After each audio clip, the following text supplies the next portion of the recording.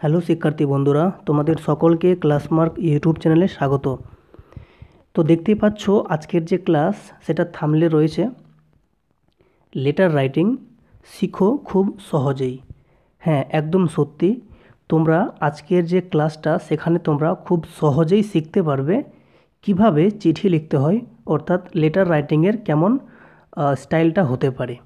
ঠিক আছে, তো সেই জন্য তোমাদের ক্লাসটা প্রথম থেকে শেষ অবধি ভালো করে দেখতে হবে। ঠিক আছে, এবং সব শেষে তুমি তোমার মন্তব্য জানাবে তোমার ক্লাসটা কেমন লাগলো, এবং লেটার নিয়ে তোমার যে ভয় ভীতি সেটা দূর হলো কি না তুমি অবশ্যই কিন্তু কমেন্টে জানাবে। ঠিক আছে, তো চলো ক্লাসটা আমরা শুরু করি। তো আজকের যে ক্লাসটা সেটা হচ্ছে মূলত ইন্ট্রোডাকশন অফ লেটার রাইটিং, মানে লেটার রাইটিংয়ে আমাদের কিভাবে লেখা লিখতে হতে পারে, বা কিভাবে লিখলে কোনো মার্কস কাটা যাবে না, বা এই চিঠি লিখতে হলে কি কি নিয়ম মানতে হবে, সবগুলো আজকে আমরা ডিটেলে দেখব। ঠিক আছে, এবং সব শেষে আমরা একটা স্যাম্পল হিসেবে একটা লেটারকে রেখেছি, তোমরা সেটা দেখবে এবং তোমরা জানাবে যে তোমরা প্রত্যেকটা জিনিস বুঝতে পারলে কি না, বা কোথাও তোমাদের কোনো অসুবিধা বা কোনো যদি তোমাদের ত্রুটি বলে মনে হয় তোমরা কিন্তু অবশ্যই কমেন্টে জানাবে। ঠিক আছে, তো চলো ক্লাসটা শুরু করা যাক। দেখো, প্রথমেই তোমাকে জানতে হবে যে আমরা যে লেটার পড়ছি, তো এই লেটারের কতগুলো ধরন আছে। ঠিক আছে, তো প্রথমে দেখতে পাচ্ছ এখানে লেখা আছে নাম্বার 1, সেটা হচ্ছে ইনফর্মাল লেটার্স, আর নাম্বার 2 রয়েছে ফর্মাল লেটার্স।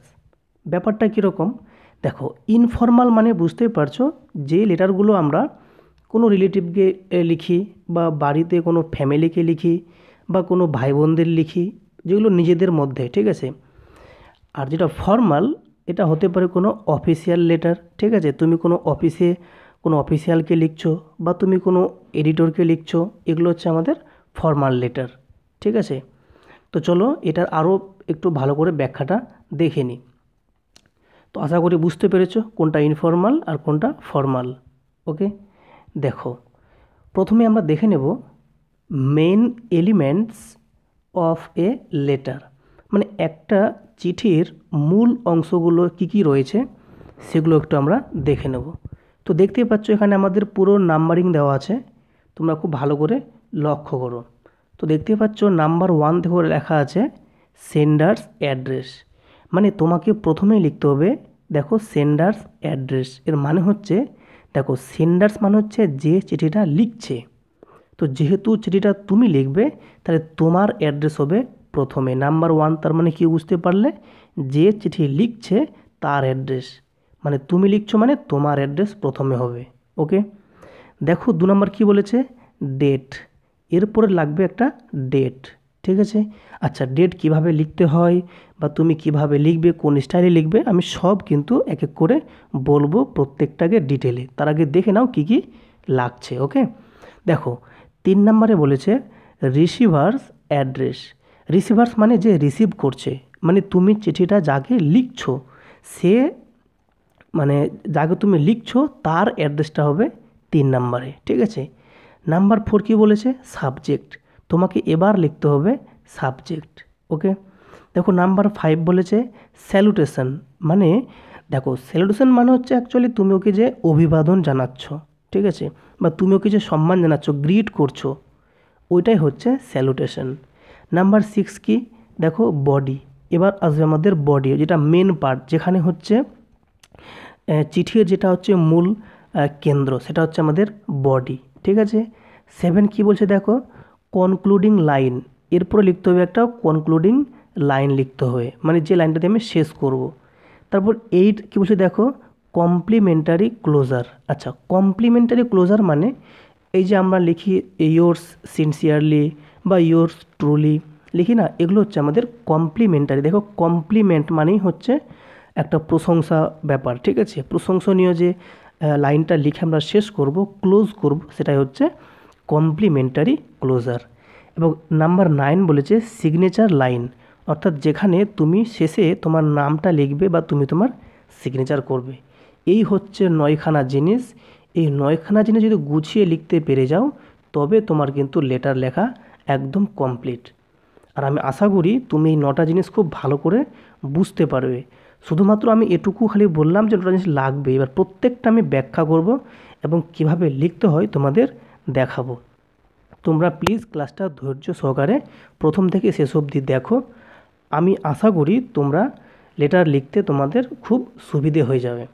ঠিক আছে, তো চলো দেখে নেওয়া যাক, প্রত্যেকটা ডিটেলে আমরা একটু ব্যাখ্যা করবো। যেমন ফার্স্টে লেখা আছে সেন্ডার্স অ্যাড্রেস, মানে তুমি যে ঠিকানা লিখবে, ঠিক আছে, তুমি যেহেতু যেটি লিখছো মানে তোমার ঠিকানা লিখতে হবে, তো তোমার ঠিকানা তুমি কিভাবে লিখবে সেটা আমি প্রথমে তোমাদের ভালো করে দেখাচ্ছি। দেখো, তো তার আগে একটু আমরা দেখে নেব যে ইনফর্মাল লেটার্স কীরকম হতে পারে। ঠিক আছে, তো প্রথমে দেখতে পাচ্ছ ইনফর্মাল লেটার্সের আবার ভাগ আছে। কীরকম, একটু যদি খুব মনোযোগ সহকারে দেখো, প্রথমে যে আমি ভাগ লিখিয়েছি সেটা হচ্ছে পার্সোনাল লেটার্স। কারণ পার্সোনাল মানে বুঝতে পারছো ব্যক্তিগত চিঠিগুলো। ঠিক আছে, তো ব্যক্তিগত চিঠিগুলো এগুলো কিন্তু ইনফর্মাল লেটারের মধ্যে পড়ে। তো এবারে ব্যক্তিগত চিঠিগুলোর মধ্যে যেগুলো মানে সাধারণত আমরা দেখে থাকি সেটা হচ্ছে কি ফ্যামিলি লেটার, মানে পারিবারিক যে চিঠিগুলো হয়। ঠিক আছে, মানে তুমি বাবাকে, মাকে, ভাই বোনকে যা লেখো সেগুলো হচ্ছে ফ্যামিলি লেটার্স। দেখো নাম্বার বি বলেছে লেটার্স টু রিলেটিভস, মানে তুমি কোনো আত্মীয় স্বজনকে লিখছো। ঠিক আছে, হতে পারে তোমার মামাকে বা তোমার আঙ্কেলকে। ঠিক আছে, তুমি কোনো রিলেটিভসকে লিখছো, এটা হচ্ছে লেটার্স টু রিলেটিভস। তারপর দেখো লেখা আছে letters to the elderly people, মানে তোমার থেকে যারা বড়জন রয়েছে, ঠিক আছে, গুরুজন যারা হচ্ছে তাদের তুমি লিখছো, ওরা হচ্ছে এল্ডারলি পিপল। যে ধরে নাও তোমার গ্র্যান্ডপা বা গ্র্যান্ডমাদার, ঠিক আছে, বা আঙ্কেল, এরা হচ্ছে এল্ডারলি পিপল। দেখো নাম্বার ডি বলেছে লাভ লেটার্স, কোনো তুমি তোমার বুঝতে পারছো যে তোমার যে প্রিয় মানুষ তুমি তাকে কোনো চিঠি লিখছো, সেটা হচ্ছে লাভ লেটার্স। এগুলো সবগুলো হয়ে যাচ্ছে কিন্তু আমাদের পার্সোনাল লেটার্স। ওকে, তো এই পার্সোনাল লেটার সবগুলোই কিন্তু আবার ইনফর্মাল লেটারের মধ্যে পড়ে যাচ্ছে। আশা করি বুঝতে পেরেছো। তো চলো এবার দেখা যাক নাম্বার 2 কি আছে। দেখো বলছে সোশ্যাল লেটার্স, মানে ইনফর্মালের আরেকটা ভাগ, সেটা হচ্ছে সোশ্যাল। ঠিক আছে, তো সোশ্যাল লেটার্স কোনগুলো, দেখো সোশ্যাল মানে তো সামাজিক, তো সামাজিক চিঠি কোনগুলো হতে পারে, যেমন দেখো বলছে লেটার্স টু ফ্রেন্ডস, তুমি কোনো বন্ধু বান্ধবকে চিঠি লিখছো, এটা একটা সোশ্যাল লেটার্স হতে পারে। ইনভিটেশন, তুমি কাউকে ইনভাইট করছো, তার জন্য তুমি একটা লেটার লিখছো, এটাও কিন্তু সামাজিক একটা চিঠি। ঠিক আছে, দেখো কংগ্রাচুলেটরি লেটার্স, মানে তুমি কাউকে কংগ্রাচুলেশন করছো বা তুমি কংগ্রাচুলেট জানাচ্ছ, তো এটা হচ্ছে কিন্তু একটা সোশ্যাল লেটার্স।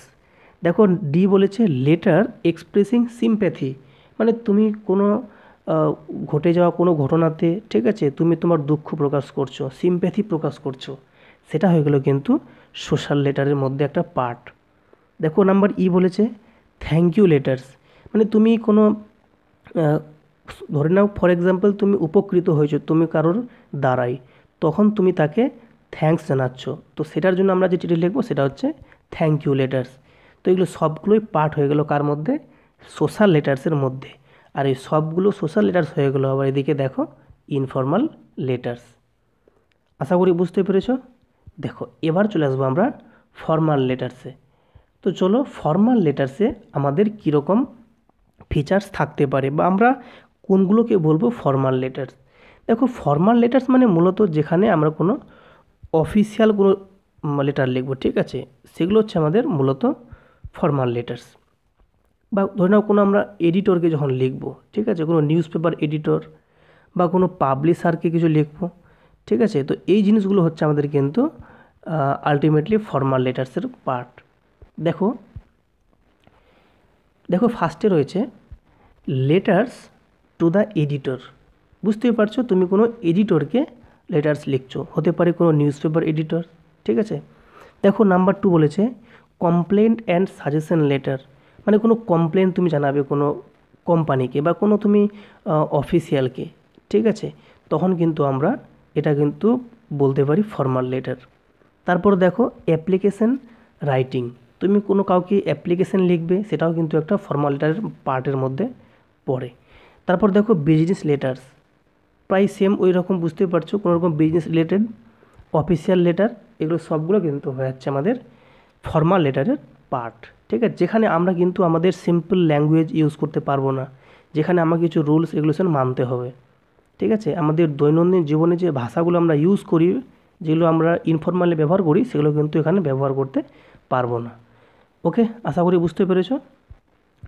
চলো, বলছে লেটার টু দ্য এডিটর, মানে আমরা যে এডিটরকে কোনো লেটার লিখি তার সম্বন্ধে একটু ভালো করে দেখে নেব। তো দেখতেই পাচ্ছ এখানে আমাদের চারখানা আমরা নিয়েছি পার্ট, যে পার্টগুলো কিন্তু প্রত্যেকটা মানে লেটার যেটা আমরা লিখি কাকে না, এডিটরকে। ওকে, তো এবারে এই যখন আমরা চিঠি লিখব কোনো এডিটরকে, তো দেখো ফার্স্ট আমাদের যেটা ভাগ হতে পারে সেটা হচ্ছে সোশ্যাল ইস্যু। কীরকম, ধরে নাও যে তুমি একটা চিঠি লিখছো কোনো একটা নিউজ পেপারের এডিটরকে, যে ধরে নাও কোনো তোমার এলাকাতে, ঠিক আছে, বা তোমার কোনো লোকালিটিতে ওয়াটার সাপ্লাই ঠিক মতো ধরে নাও হচ্ছে না, ঠিক আছে। তো তার জন্য তুমি তোমার যে স্থানীয় যে ওয়াটার ডিপার্টমেন্ট রয়েছে সেখানে তুমি কিন্তু একটা চিঠি লিখছো, মানে তুমি এডিটরকে চিঠি লিখছো। তো এটাই একটা হয়ে যেতে পারে সোশ্যাল ইস্যুর ক্ষেত্রে বলতে পারি, ঠিক আছে। আরও হতে পারে, ধরে নাও তুমি কোনো একটা এডিটরকে তুমি একটা সাজেশন দিচ্ছ, একটা ধরে নাও কোনো ক্যাম্পেনের জন্য, কোনো একটা প্রোগ্রামের জন্য হতে পারে, তুমি ক্লিনলিনেস অ্যাওয়ারনেস একটা প্রোগ্রাম ধরে নাও, ঠিক আছে, বা কোনো এডুকেশনাল কাউন্সিলর, এই টাইপের যদি কোনো তুমি এডিটরকে যদি তুমি চিঠি লেখো, এটা হয়ে গেল কিন্তু সোশ্যাল ইস্যু। আশা করি বুঝতে পেরেছো। দেখো নাম্বার 2 বলেছে পলিটিক্যাল ইস্যুস। তো বুঝতেই পারছো, যখন বললাম পলিটিক্যাল মানে একটা পলিটিক্যাল ব্যাপার থাকবে নিশ্চয়ই। পলিটিক্যাল মানে ধরে নাও একটা এক্সাম্পল যদি আমি বলি, যে ধরে নাও তুমি লিখছো letter to the editor regarding women's reservation, ঠিক আছে, মহিলাদের যে সিট সংরক্ষণ ব্যাপারটাকে নিয়ে, সেটা নিয়ে তুমি একটা চিঠি লিখছো, এটা একটা হতে পারে পলিটিক্যাল ইস্যু, ঠিক আছে। বা তুমি কোনো একটা ধরে নাও ব্যাপার লিখছো অ্যাবিউজ অফ হিউম্যান রাইটস, ঠিক আছে, মানব যে অধিকার তার যে অ্যাবিউজ সেটার উপরে। বা তুমি লিখছো freedom of expression in India, এটার অ্যাবিউজ। এই যে ব্যাপারগুলো এগুলো হচ্ছে সব কিন্তু পলিটিক্যাল। ওকে, দেখো নাম্বার 3 বলেছে ইকোনমিক্যাল ইস্যুস। তো দেখো ইকোনমিক্যাল মানে কথাটা বুঝতে পারছো, যার সাথে আর্থিক লেনদেন ব্যাপারটা থাকবে।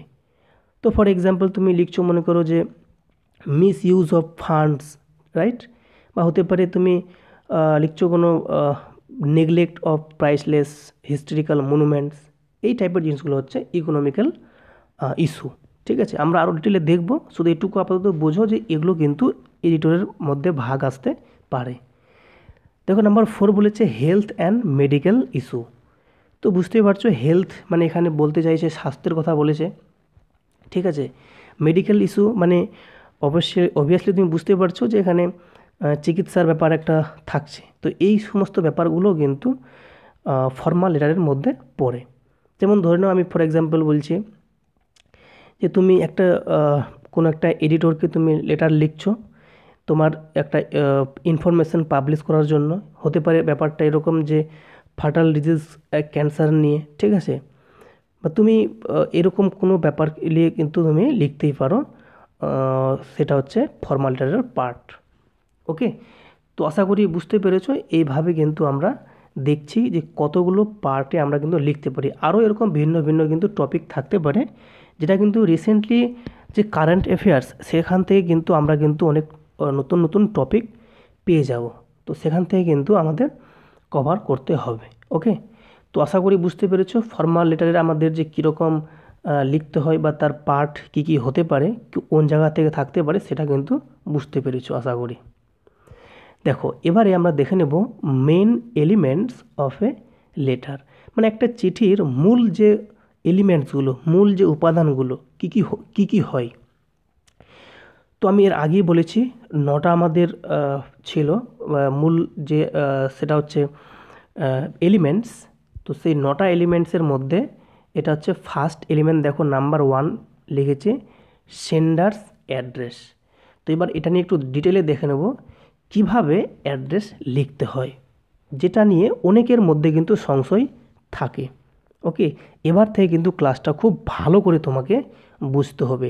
এতক্ষণ ছিল আমাদের চিঠি কীরকম হতে পারে, চিঠি কত প্রকার হতে পারে, চিঠি কাকে কাকে লিখি, ঠিক আছে, প্রত্যেকটা পার্টের কীরকম ভাগ থাকতে পারে, এগুলো কিন্তু জানা আমাদের কমপ্লিট। এবার যেটা জানবো সেটা হচ্ছে আসল ভাইটাল পার্ট, সেটা হচ্ছে চিঠি লেখাটা শুরু করব কিভাবে। তো চলো ক্লাসটা ভালো করে দেখো।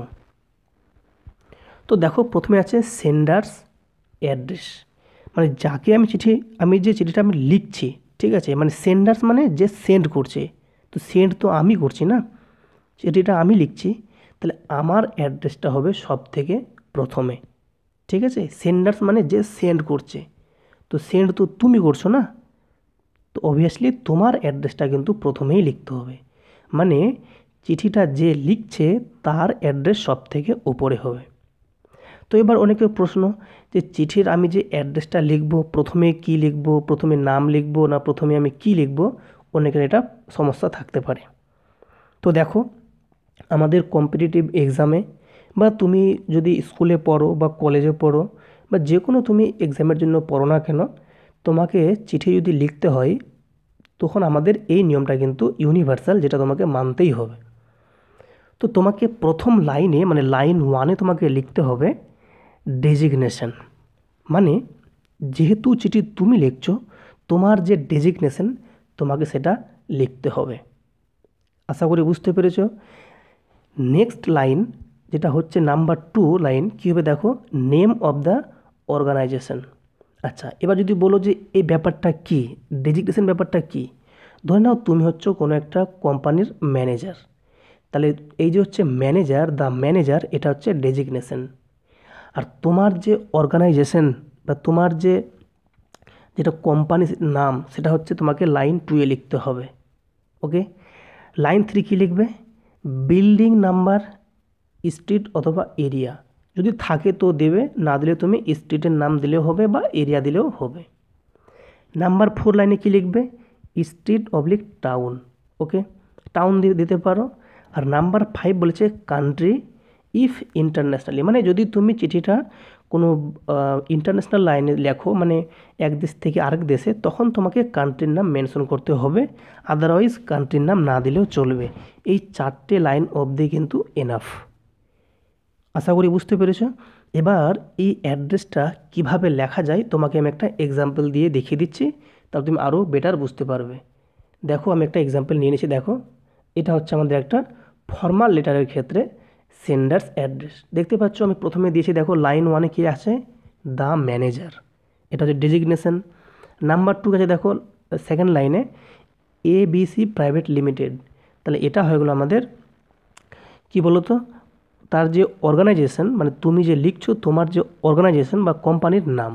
নাম্বার 3 দেখো এটা একটা স্ট্রিটের নাম। নাম্বার 4 দেখো এটা একটা টাউনের নাম দিয়েছি, এবং নাম্বার দিয়েছি আমরা সেটা হচ্ছে কান্ট্রির নাম, এবং শেষে আছে রেফারেন্স নাম্বার। এটা ব্যাপার নয়, এটা হচ্ছে অপশনাল, দিলেও কোনো ব্যাপার নয়, না দিলেও চলবে। তো আশা করি বুঝতে পেরেছো, এইটা হচ্ছে সঠিক প্রপার ওয়ে কীভাবে আমরা সেন্ডার্স অ্যাড্রেস লিখব। তো আশা করি তুমি বুঝতে পেরেছো কীভাবে লিখতে হয়, যেটা লিখবে তার অ্যাড্রেস। অনেক সময় কি হয়, যদি তুমি সিম্পল পার্সন হয়ে থাকো, তোমার যদি কোনো ডেজিগনেশন না থাকে, তোমার যদি কোনো অর্গানাইজেশন না থাকে, তাহলে এই 2 লাইন না দিলেও চলবে। তখন তুমি কী করবে, ডিরেক্ট শুরু করবে এখান থেকে। এই যে একটা আমি দিয়েছি চাঞ্চল, একটা আমি আমার এখানে যেটা আছে লোকালিটি নাম দিয়েছি, তারপর দিলাম মালদা, ঠিক আছে, তারপর ইন্ডিয়া, তারপর এটুকু দিলেই কিন্তু এনাফ। যদি তোমার না থাকে ডেজিগনেশন তবে, আর থাকলে কোনো কথা নয়। ওকে, আশা করি বুঝতে পেরেছো। চলো আমরা এবার দেখে নেব নেক্সট আছে, দেখো কি বলেছে। আচ্ছা ওটা ছিল কার ক্ষেত্রে, ফর্মালের ক্ষেত্রে।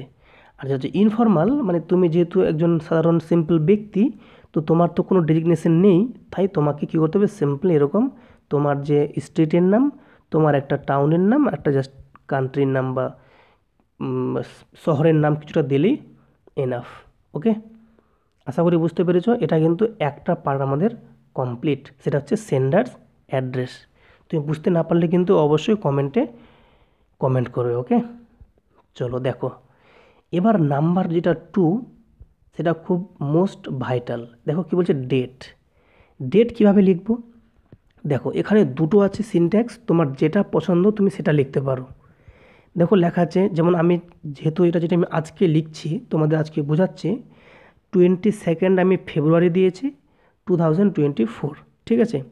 তো এখানে আমি এটা এই জন্য এক্স দিয়েছি, মানে আমি 24টাকে দেখাচ্ছি না, শো করছি না, ওকে।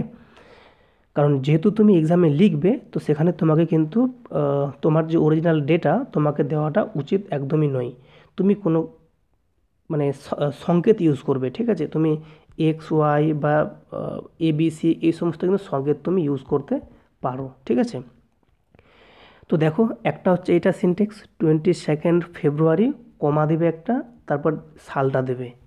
আর তুমি যদি বলো যে না, আমি প্রথমে মাসটার নাম লিখবো ফেব্রুয়ারি, যে মাসে তুমি লিখছো, তারপর লিখবে তারিখটা, মানে 22, কমা দিয়ে লিখবে সালটা।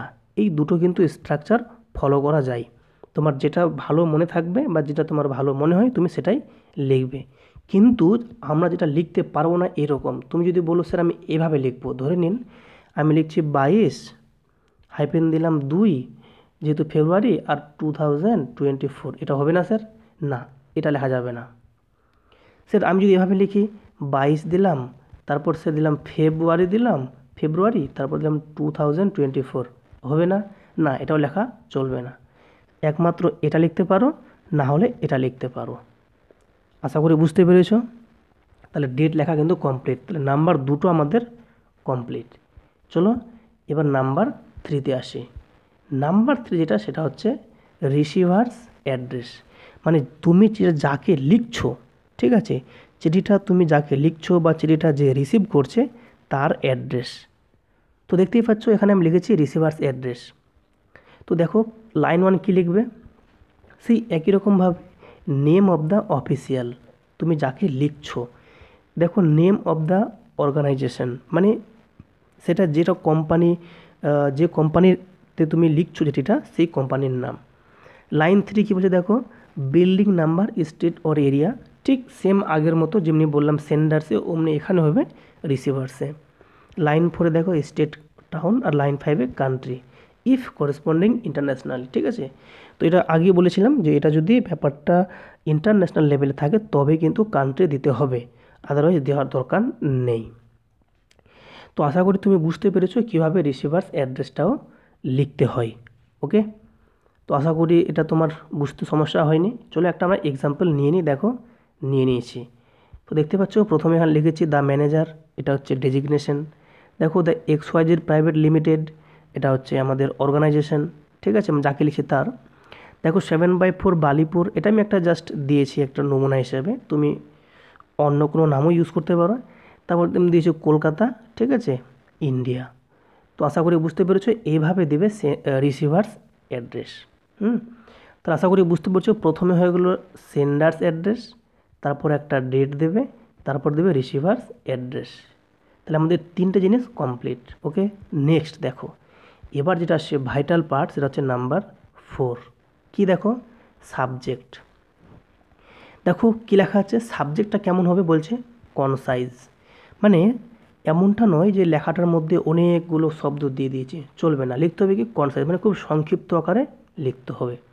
দেখো বলছে ক্লিয়ার, মনে রাখবে সাবজেক্টটা এমন হওয়া দরকার যেন সাবজেক্টটা পড়েই যে চিঠিটা পড়বে তার যেন একটা ওভারঅল ধারণা আসতে পারে যে হ্যাঁ এই চিঠিটা কী বিষয়ে আছে, ওকে। তাহলে একদম ক্লিয়ার অ্যান্ড নিট হওয়া চাই। আর যেটা মোস্ট ইম্পর্টেন্ট সেটা কী বলছে দেখো, বলছে নট মোর দেন 10 ওয়ার্ডস, বলছে 10টা শব্দের জন্য বেশি না হয়, ঠিক আছে। কারণ 10টা শব্দের বেশি হলে তো লাইনটা অনেক বড় হবে, যেটা কি বলতো মানে লেখার যে সৌন্দর্য সেটা কিন্তু হারিয়ে যাবে। সেই জন্য তোমাকে কী করতে হবে, 10টা ওয়ার্ডের মধ্যে রাখার চেষ্টা করতে হবে, ঠিক আছে। তো আশা করি বুঝতে পেরেছো সাবজেক্ট কীভাবে লিখতে হবে। এবার নেক্সট দেখো কি বলেছে, বলছে স্যালুটেশন, মানে তুমি কিভাবে ওকে সম্বোধন করবে। তো দেখো ইনফর্মালের ক্ষেত্রে তুমি কি করবে, রেসপেক্টেড লিখতে পারো, এটা মানে যারা একটু বয়স্ক ব্যক্তি তাদের জন্য রেসপেক্টেড, ধরুন আঙ্কেল বা রেসপেক্টেড স্যার, ঠিক আছে। আর ইয়ঙ্গার যদি তোমার থেকে ছোটো হয় তাহলে মাই ডিয়ার লিখতে পারো, বা ডিয়ার দিয়ে তার নাম লিখতে পারো, ঠিক আছে। এটা হচ্ছে ইনফর্মালের জন্য। আর যখন ফর্মাল তখন কী করবে, স্যার ম্যাডাম, এটা আমরা ইউজ করতে পারি কার ক্ষেত্রে, যদি আমরা কোনো এডিটরকে লিখি তখন কিন্তু স্যার ম্যাডাম বলতে পারি, বা রেসপেক্টেড স্যার ম্যাম বলতে পারি, ডিয়ার স্যার ম্যাম বলতে পারি কোনো স্ট্রেঞ্জার কোনো ব্যক্তিকে বলতে গেলে তখন ফর্মালের ক্ষেত্রে। ওকে, আশা করি বুঝতে পেরেছো। এগুলো তোমরা জানো, তবুও কিন্তু আমি আরেকবার দিয়ে দিলাম, তোমরা পারলে কিন্তু এটা স্ক্রিনশট রাখতে পারো কোথায় কোনটা ইউজ করবে তার জন্যে। এবার আসি মেন যেটা ভাইটাল পার্ট, সেটা হয়ে যাচ্ছে বডি। এটা হচ্ছে 5 নাম্বার, খুব ভালো করে বুঝবে। তো দেখো কী বলছে, বডিতে কী করতে হবে ভালো করে শোনো। বলছে 3টে পার্টে লিখলে খুব ভালো হয়। ঠিক আছে, কী বলছে, একটা ইন্ট্রোডাক্টরি পার্ট, একটা মিডল পার্ট, একটা কনক্লুডিং পার্ট। তো এটা মূল বডিটা এমন লিখতে হবে লেখা যেন খুব সুন্দর হয়। দ্বিতীয়ত লেখার মধ্যে যেন একটা প্রাসঙ্গিকতা থাকে, একটা লাইনের সাথে আরেকটা লাইনের যেন মিল থাকে, এগুলো কিন্তু মাথায় রাখতে হবে। ঠিক আছে, তো চলো আমরা আজকে শুধুমাত্র এটুকু দেখছি কিভাবে লিখব। ওকে, দেখো এবার আসছে শেষে যেটা কনক্লুডিং লাইন। ব্যাপারটা কি, দেখো কনক্লুড করছো তুমি কিভাবে, দেখো তুমি যদি তুমি ফ্রেন্ডসদের জন্য চিঠি লেখো তখন কী করবে, উইথ বেস্ট রিগার্ডস এই লাইনটা লিখতে পারো, বা উইথ বেস্ট উইশেস এই লাইনটাও লিখতে পারো। যদি তুমি প্যারেন্টসকে লেখো বা তুমি কোনো বুঝতে পারছো কোনো এল্ডারলি পিপলকে লেখো, তখন তুমি কী লিখবে, উইথ লাভ অ্যান্ড রেসপেক্টস লিখতে পারো। না হলে তুমি লিখতে পারো উইথ রেসপেক্ট অ্যান্ড এফেকশনেট রিগার্ডস লিখতে পারো। ঠিক আছে, এবার যদি তুমি কোনো ইয়ঙ্গারকে লেখো, ইয়ঙ্গার রিলেটিভস মানে ছোটো তোমার থেকে যারা আছে, তুমি উইথ লাভ লিখতে পারো, অথবা লিখতে পারো বেস্ট উইশেস, অথবা লিখতে পারো উইথ বেস্ট উইশেস। তোমার যেটা ভালো লাগবে তুমি সেটা লিখবে। ঠিক আছে, আর যদি কোনো অফিসিয়ালকে লেখো তাহলে কী লিখবে, যেমন দেখো লিখেছে থ্যাঙ্কিং ইউ, এটা একটা খুব ভালো শব্দ, এটা আমরা কিন্তু ইউজ করি থ্যাঙ্কিং ইউ, বা লিখতে পারো উইথ বেস্ট রিগার্ডস। তো আমি তোমাকে সাজেস্ট করব তুমি এটাই লিখবে থ্যাঙ্কিং ইউ কোনো অফিসিয়ালদের জন্য। ওকে, আশা করি বুঝতে পেরেছ।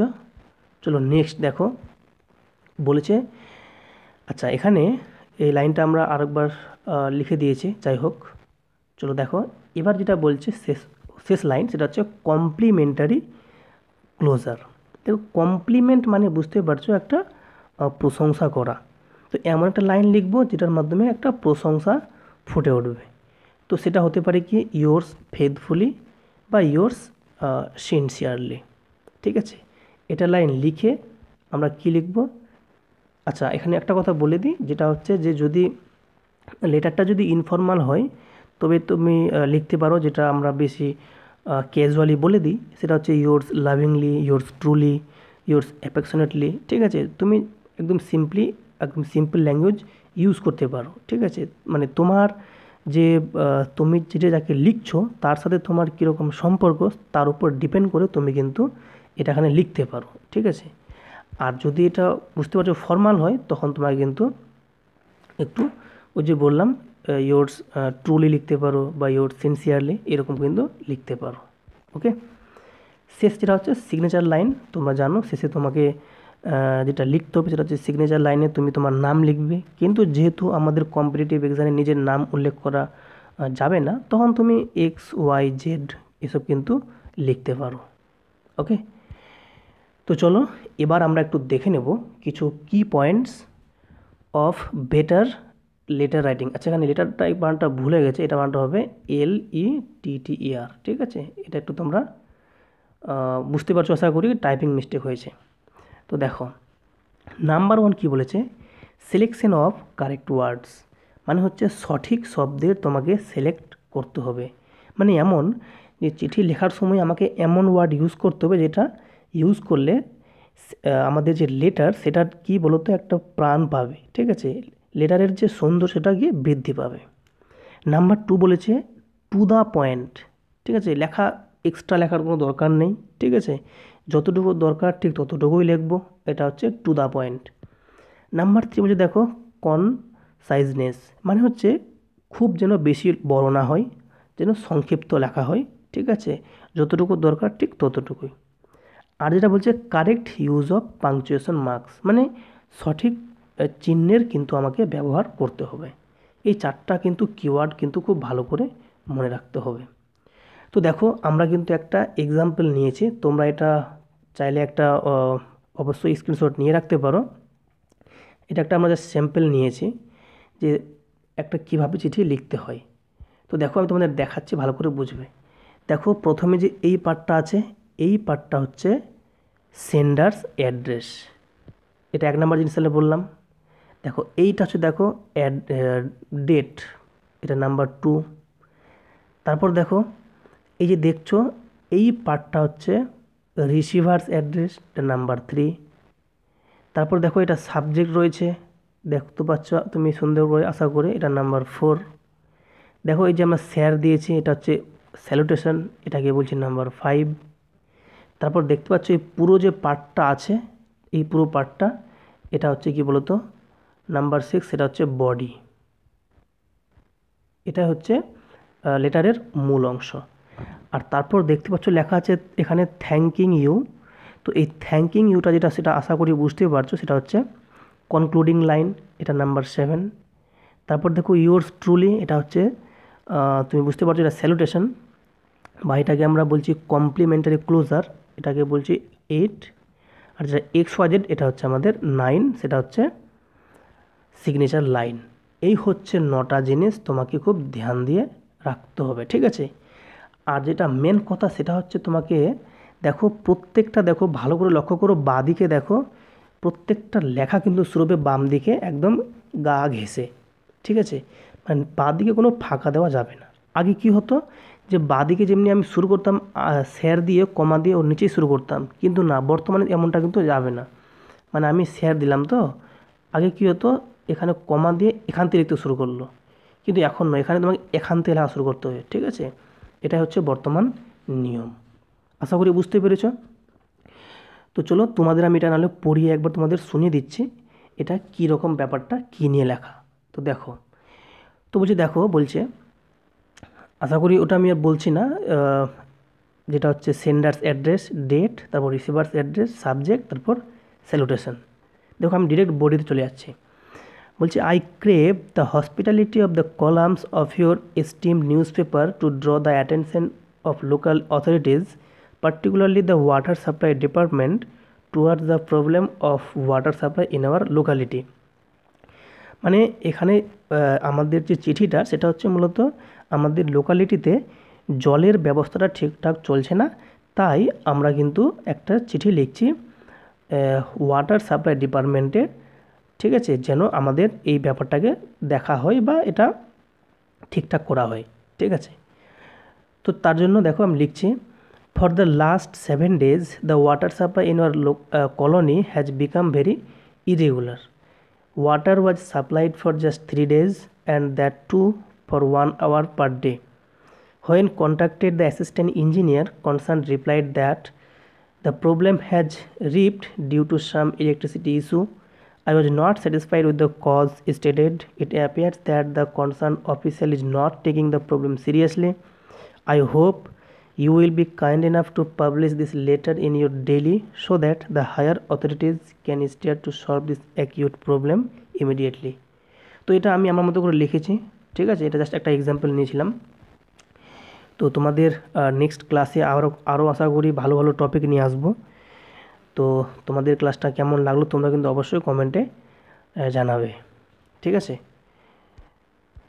তো চলো, তোমরা যারা আমাদের চ্যানেলে নতুন দর্শক রয়েছো, তারা কিন্তু অবশ্যই কিন্তু আমাদের চ্যানেলটিকে সাবস্ক্রাইব করবে এবং পাশে থাকা বেল আইকন অবশ্যই প্রেস করে দিও, তাহলে কিন্তু সবার আগে নোটিফিকেশান পেয়ে যাবে।